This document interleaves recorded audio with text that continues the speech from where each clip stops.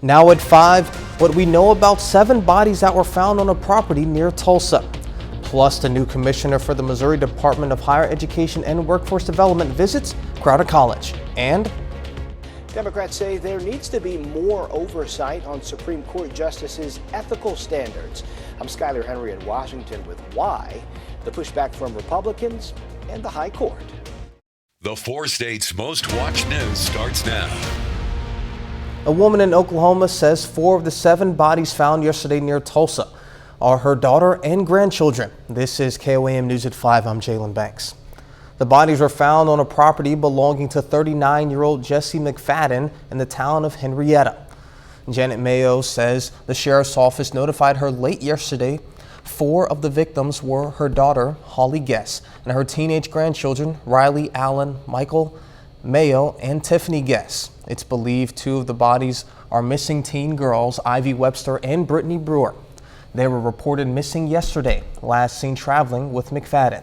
McFadden, who was also found dead on the property, had been convicted of rape in 2003, was released from prison in 2020, and was slated to stand trial yesterday for child sex crimes. Gender-affirming care for minors is now banned in Oklahoma. Republican Governor Kevin Stitt signed the bill into law last night. It bars healthcare professionals from providing gender-affirming care to those under the age of 18 in the form of surgeries, puberty-blocking medication, and hormone treatments. A healthcare provider accused of violating the new law could face felony charges. The ban takes effect immediately under an emergency clause and leaves certain exemptions for minors currently receiving treatment. And now it's weather meteorologist Sam Lane joins us. All right, thank you very much. Another gorgeous day across the 4 states. Lots of sunshine, warm temperatures, nothing on radar, nothing going on in the entire region, in fact. But we are seeing some changes in the forecast, and that's good news, especially for the ranchers and farmers out there, and we'll have details on that in a bit. We've been on a little bit of a roller coaster ride as far as temperatures. Very chilly in the mornings, but then warm in the afternoon, and then this morning we were down again into the 30s and 40s, and this afternoon we got close to 70 degrees across the area.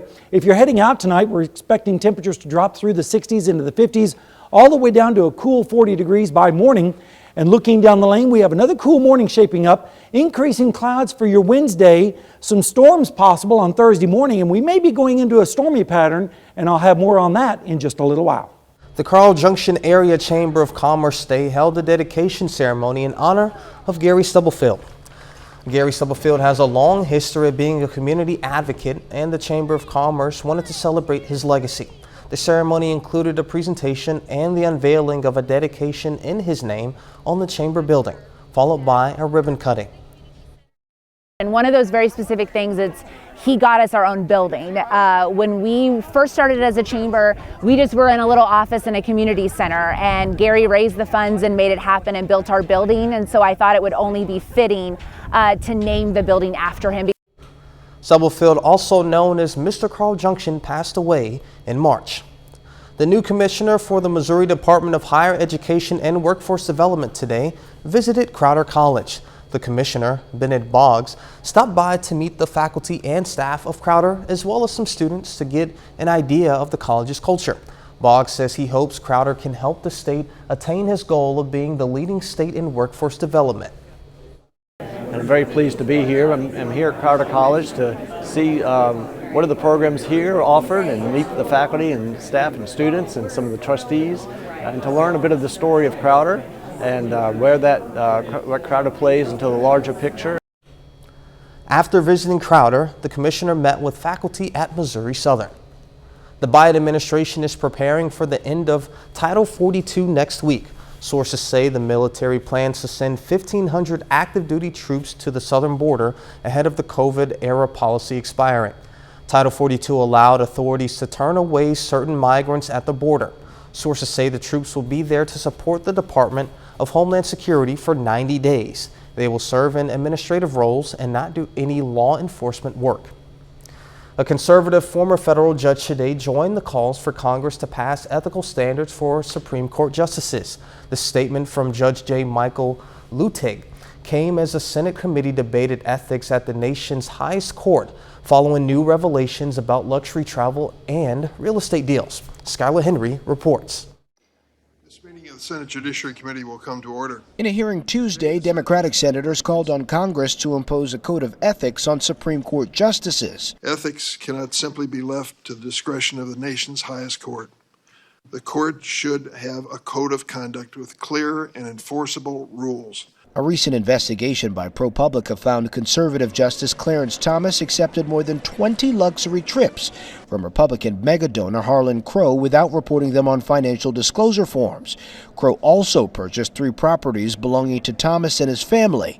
Additional media reports, including Politico, found other conservative justices failed to disclose real estate deals and questionably large income from a spouse. There's a very selective outrage here. Republicans slammed the hearing, outlining possible ethics breaches by liberal justices whose travel was paid for by various universities. It is about trying to delegitimize a conservative court. But in a statement, retired federal judge J. Michael Ludig said if the Supreme Court does not subject itself to the highest possible professional and ethical standards, then Congress has the power under the Constitution to prescribe those standards. Chief Justice John Roberts declined an invitation to testify. In a letter, he cited a need to preserve the separation of powers among the 3 branches of government.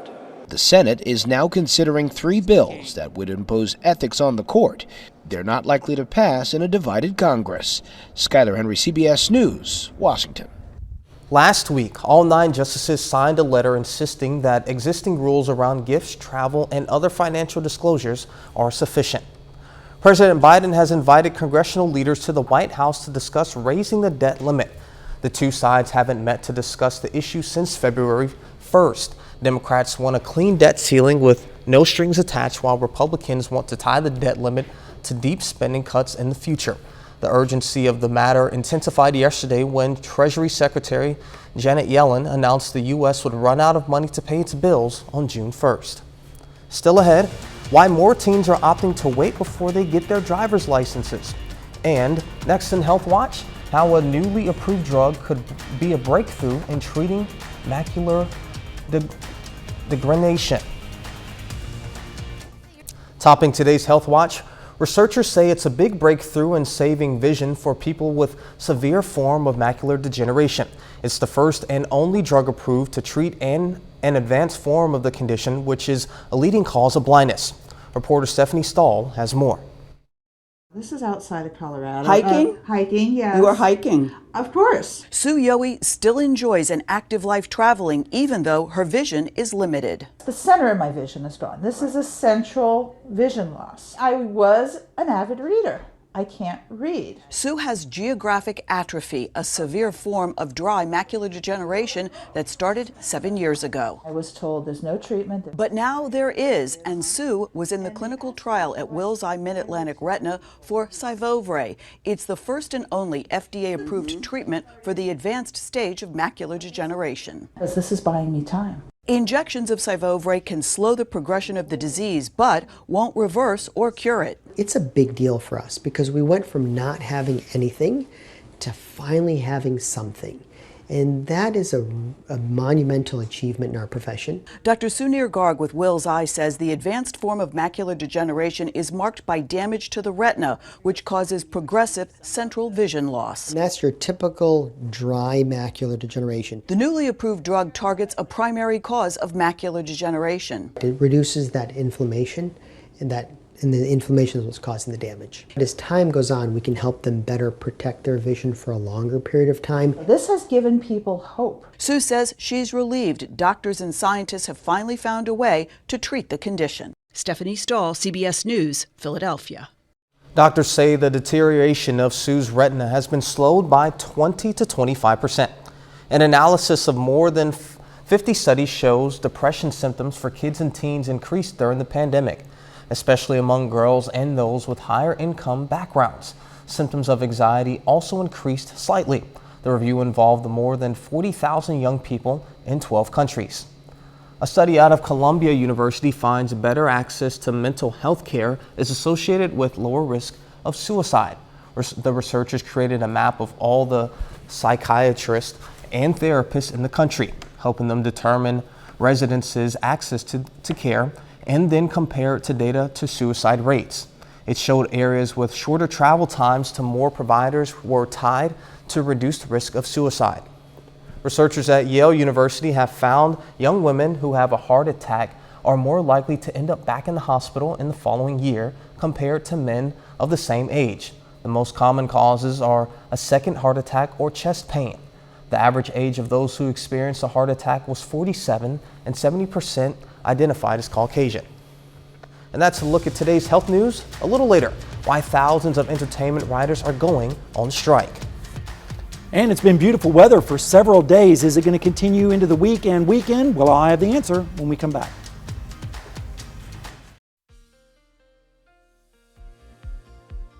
Another gorgeous day across the 4 states. Lots of sunshine, bright skies, and warm temperatures. And it's going to get warmer as we go through the forecast. Let's take a look outside right now at Seneca, Missouri, Indigo Sky Casino and Resort. Bright blue indigo skies out there for this evening, and we're expecting that to continue for at least another day or so. Then we're going to see some changes in our forecast. We're also going to see some changes in the allergies too. Today it was 9.9, tomorrow a hair better, but still pretty bad at 9.7. Of course, this week most of that is oak, mulberry, and walnut pollens out there in the atmosphere. This afternoon we made it up to 68 after starting out at a chilly 41, which was below the normals of 73 and 52, 89 and 31 of the records, and we're still about 4 1/3 inches of below normal for the year on rainfall. And there's no rain to be found anywhere on radar tonight or in the entire central part of the country. Instead, we're watching this upper level low that's just sitting and spinning over California. It's being blocked by a ridge of high pressure, which is very stubborn, and this is what we call an omega block. And it looks like the Greek letter omega. Unfortunately, this is going to take its time getting here, but eventually it will. And when it does, we're going to see the rain chances increase. But in the meantime, pretty nice weather. Temperatures in the 60s and 70s right now. 70s out towards the west, like Independence with 72. Same thing in Nowata right now. Dew points, they're low everywhere, with generally readings in the 20s and 30s. And that dry air is what's allowed our temperatures to fall quite a bit in the nighttime hours. 68 right now in Joplin, west-northwest wind at 20, gusting up to 28. Humidity's low at 22%. And in Pittsburgh, you can see the flag flying there with the northwest wind at 8, 67 degrees, dew point of 29 degrees. Here's that ridge of high pressure I was talking about. It's slowly going to be shoved to the south and east, and that's going to allow pieces of energy to come up over on top of that. And as it does so, that's when the rain chances and storminess will start to move in. Some of the models are forecasting that this trough is going to basically park itself over the central United States for several days and give us many chances of showers and storms. Other models are saying not so fast. So we'll have to wait and see. But one good thing is that we are expecting some storms. And in fact, there's a marginal risk of severe weather in the western portion of our viewing area on Thursday. Better chance of severe weather down in Oklahoma. And so this time of year, we have to be concerned about that. But not tonight. Lows in the 30s and 40s across the area with northerly winds. Tomorrow, increasing clouds, but still a pretty nice day with highs in the mid-70s. And then as we go into Wednesday night into Thursday morning, watch what happens. Showers and storms start to develop and move into our area with lows in the 50s on Thursday morning. And those showers will stick around on Thursday afternoon with highs in the upper 60s to lower 70s. Then as we go into Thursday night and Friday morning, that's when a better chance of storms moves in with lows in the 60s for your Friday. Rainfall amounts are going to be varied. Some places will get quite a bit, some places not so much. Generally an average of around ½ an inch, maybe higher amounts up towards the north like Fort Scott and in Garnett, but everyone could use a lot of rain in the bucket. Here's the forecast. Over the next 7 days, increasing clouds tomorrow, scattered storms on Thursday evening into Friday morning, more storms possible Friday, and then again Saturday, Sunday, Monday, and Tuesday. And then as we go into the extended forecast, again, scattered storms each and every single day during that period of time with highs in the 80s and lows in the 60s. Man, super excited. We can put a little bit more of a dent in that drought that we've been experiencing since I guess last year. Some folks more so than others. That's exactly right. All right. Thank you, Sam. Don't forget, you can be the first to know about the day's weather with the KOAM Skywatch weather app.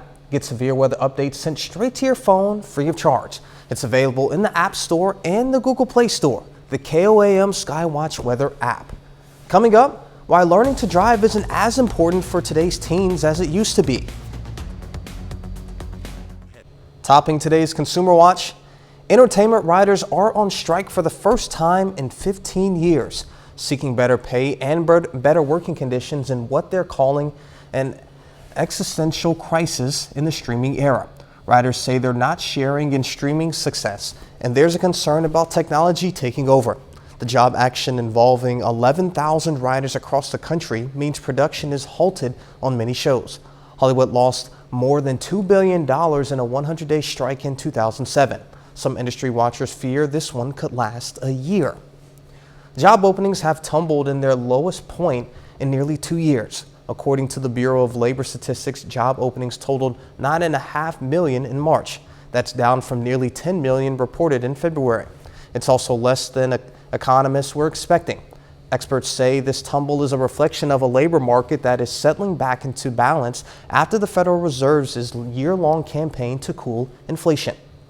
It used to be teenagers would count down the days until they could get their driver's license, but that doesn't seem to be the case anymore, and more teens are waiting to start driving. Reporter Andrea Lucia tried to find out why. At 18, Catherine Franklin is learning to drive. Hello, woman, trying not to hit you. And like all parents, her mother Amy is learning to let her. I'm making more noises. She'll just be like, yeah. Catherine didn't feel the need to get a license the moment she turned 16. I really was not interested in driving. I didn't really enjoy the idea of it. More parents are getting that shock of realizing their kids are in no rush to start driving. The Federal Highway Administration reports back in 1993, more than 42% of 16-year-olds had licenses. That's now down to just 25%. In the same period, the rate of 18-year-olds with licenses has dropped from 72% to just below 60%. So what's changed? The license is not that rite of passage that it once was. When parallel parking. Chad Henry has been teaching teens to drive for nearly 3 decades and says these days they're more anxious. The kids are becoming more and more afraid of doing it. Anxiety is something several teens without licenses told us was a major factor, including Catherine. Studies have shown today's teens are more prone to it. I don't know if you grew up watching like car accidents on TV and YouTube. It's also easier now to get away without having a driver's license. Rideshare apps like Uber and Lyft are easily available. And finally, there's the price. But there's no small cost associated with driving. Insurance rates skyrocket. Americans, though, aren't ready to give up on driving altogether. By the time we're 21, the generational gap has nearly disappeared. A sign we may just be taking our time. Should I go or let them? Andrea Lucia, CBS News, Dallas. Some U.S. senators have reviewed a bill that would require safety features for social media. The Kids Online Safety Act would seek to shape the basic design of social media products, and it would police specific types of harmful content. It basically puts the burden on companies like Meta, Google, and Twitter to create a safe environment for youth. Under the new bipartisan proposal, these companies would be obligated to act against harmful content related to bullying, eating disorders, and substance abuse, among others. A final check of the forecast next.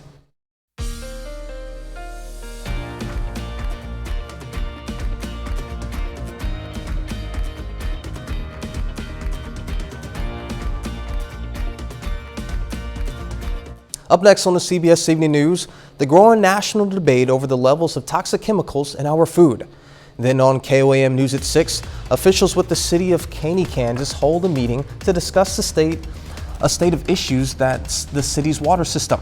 Plus, the state of Oklahoma announces grants for public robotics programs. And the MIAA releases its all-conference softball awards featuring several MSSU and PSU players. Stay with us for the CBS Evening News and then the KOAM News at 6.